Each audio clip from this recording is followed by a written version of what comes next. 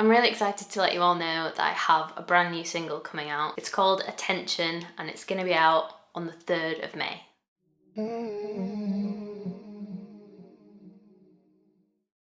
To pre-save the song, it's super simple. All you have to do is click the link below and it'll take you to a page that'll ask you to log in to your Spotify, and it will ask you which of your playlists on Spotify you'd like to save Attention into. So as soon as the song comes out, you'll be one of the first to hear it. I've had a fair few questions since I dropped some teasers last week, so I'm going to answer them today. On Twitter, Trigwell asks, where did the inspiration for the song come from and how long did it take to write and record and produce? The song was written by myself and a multi-instrumentalist duo called Hanny, who makes some really cool music, looping electric guitar riffs and synths and stuff like that. I'll put all the links below so you can check that out. And also a producer called Eddie Serifica. We wrote the song one afternoon in London, and I think it was like at the end of summer, so just before my debut album came out, but I knew that it would be for a project after my debut album. When we were writing it, it started out as sort of just a bass line,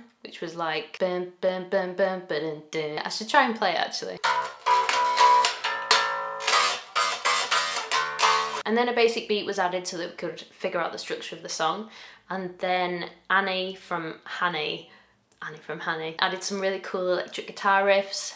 And then Hannah added some really cool synth stuff, and the vocals came on top of that. So after we'd got all the main parts together and we'd got this demo sounding good, I took it into the studio that I usually record in, which is Songmaker Studios in my hometown of Leeds. Me and my producer Ben Matravers sort of stripped all of the essential parts, I guess, out, and I just wanted to sort of take the demo that we'd done and make it sound a bit fatter and harder and scarier maybe, to just make it as impactful as possible. Because I knew that I wanted this song to be like a pop tune, but I wanted it to be super hard hitting as well and a bit dark, like all the rest of my songs. Overall, I would say it maybe took between half a day and a full day to write and get all the main parts down. A couple of days to sort of break it down and extract the real crucial bits and produce it all up back together again.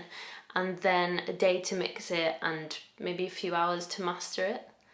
There were adjustments all the way along in that process, but that's kind of like the rough timeline of how it happened. The inspiration for this tune was to make sort of an amalgamation between old school Maroon 5, those really cool electric guitar riffs, sort of funky electric guitar riffs, and Missy Elliott vocals actually. So originally the chorus, if you've listened to the preview on iTunes, you will have heard that the chorus is like, your hips, your back, your waist. If you listen really carefully, underneath the singing in the chorus, it is me just speaking those words. I think there's something really dark about that, and I really like that part of the whole thing. I didn't originally write this song with myself as an artist in mind.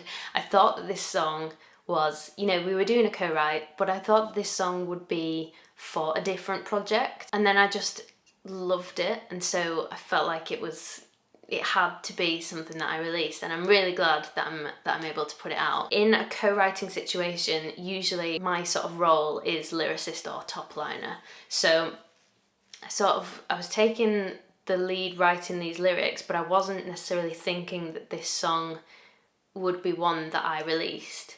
And I think that actually really helped me lose my inhibitions, because I was writing in a way that was telling a story and was a bit more cocky, I guess, and a bit more free with what I was saying. And in my head I was thinking about, you know, this song is about holding someone's attention, and I had a lot of images going on about somebody dancing and what parts of the body would you focus on if your attention was fully taken by someone who was dancing.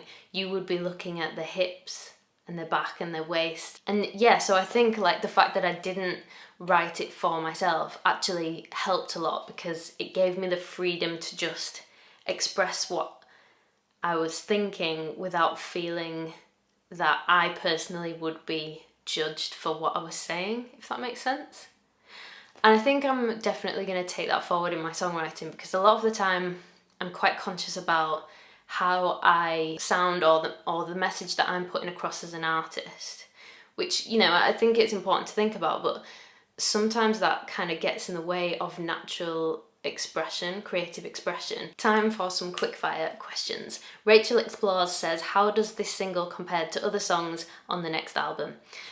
I think there'll be some other similar songs that are really upbeat like this. There'll also be some songs that are slightly sadder and darker, but certainly there's going to be some hard-hitting synth stuff on the next album, so it's in keeping, let's say that. Abby Bennett says, what is your favourite part of the whole process? My favourite part of the whole process of writing and recording and producing is the very beginning and the very end. In the very beginning, I get very excited once an idea starts to form and really come together and you can see where it's going. And then at the very end, when you have the finished product and you've been through the whole process of trying things out and trial and error with certain sounds and melodies and stuff like that, and the mix is right and the production's right and the master really brings the best out of it, that is also my favourite part. So yeah, the very beginning and the very end of the process are my favourite parts. Triglets UK on Twitter says, are you switching your theme from red to blue? You'll have to keep a lookout. Amelia Moriarty says that this song feels pretty different than your previous work. What inspired the new vibe or style? I've been thinking about doing a couple of more sort of harder hitting pop songs for quite a while. I think pop is the style that I naturally write in, and this song was just a very natural song to write, and I definitely think the production is something that really excites me in this one. It is definitely an evolved style, so there are certain things from the Red album that I am taking into the next project, like sounds and delivery of vocals and that sort of thing. This song, I think it's just an evolution from Taboo, really. Taboo is probably the closest track from the Red album to this song. And then I received this on Twitter. Who produced it? It sounds awesome. Would you describe their services as second to none, but also incredibly well priced? Would be great to hear your thoughts. Asking for a friend. Who do you think that could be? That was obviously my friend and producer, Ben Matravers. So Ben produced this track, he also produced the Red album. He is really good at what he does, and he works at Songmason Studios. If you want to check that out, I will put a link below. I want to give a huge shout out to everyone who's been listening to my music, and a huge thank you to everyone who's supporting me on Patreon. The people who've supported me on Patreon for the last couple of months have meant that the track's been able to be mastered at Metropolis Studios, which is just the best, the bee's knees. So the track could not, in my opinion, possibly sound better, and that is because of your support on Patreon. So thank you so much to everyone who's signed up on there. It really, really means a lot, and yeah, can't wait for you to hear this single. I'll see you all soon.